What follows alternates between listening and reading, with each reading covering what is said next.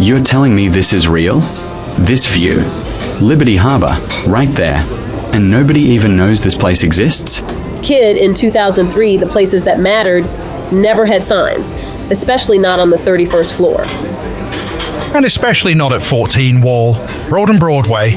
That address alone used to mean something. Still does to some of us. I heard this was where traders came after their first 7-figure year. Not came.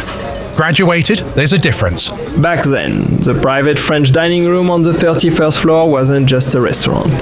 It was a rite of passage. No neon, no velvet rope, no influencer nonsense.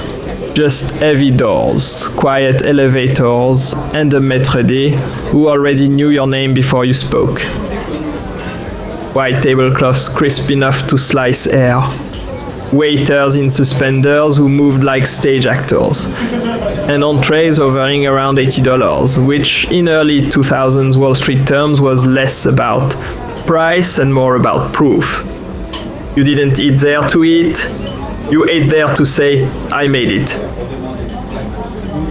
You know what people always get wrong about that room? What? They think the story is about the food, the duck confit, the filet, the butter sauces. It wasn't.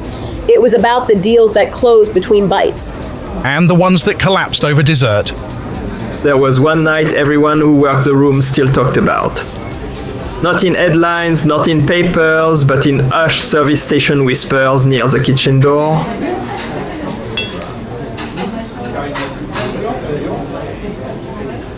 Late winter, market volatility. .com ghosts still haunting portfolios. And 3 tables of absolute killers. You feel that tension tonight? That's not tension. That's money sweating. Who's at the back table? Old school specialist, floor guy, made and lost fortunes before you even learned what a ticker was. And the 2 guys with him?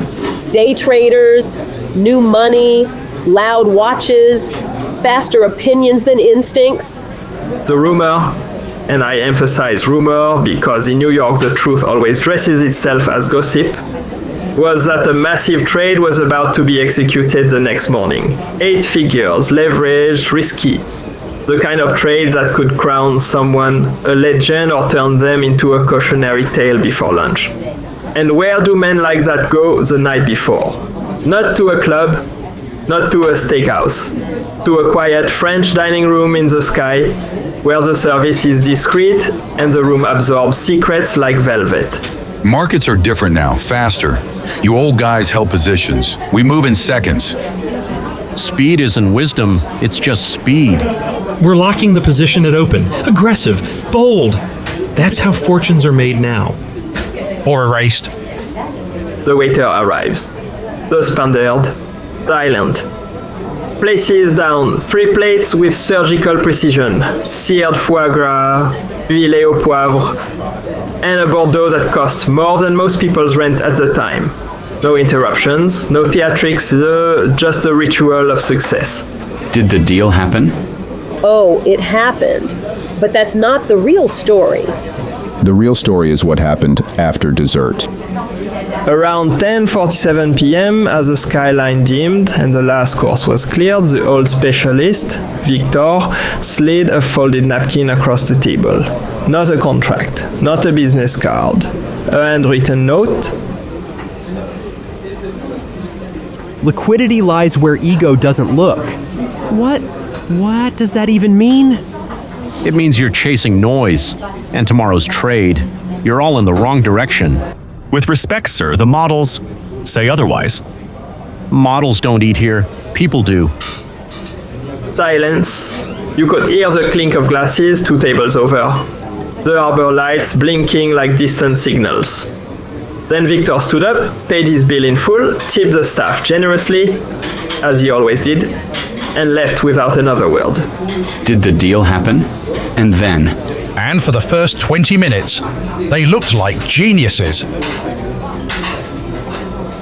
Wait, and then? Liquidity shifted. Fast, quiet, ruthless.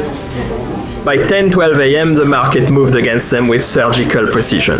Not a crash, not a spectacle, just a slow, suffocating reversal.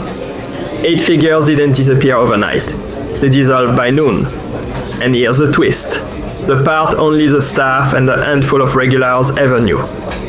Victor never placed the opposite trade. He warned them and didn't bet against them? Nope. He closed his positions the night before dinner. Why? Because if you need to prove you've made it by eating in a private room with a view, you're already trading for the wrong reason. Weeks later, one of the day traders returned. Alone, no loud watch, no entourage, just a simple suit.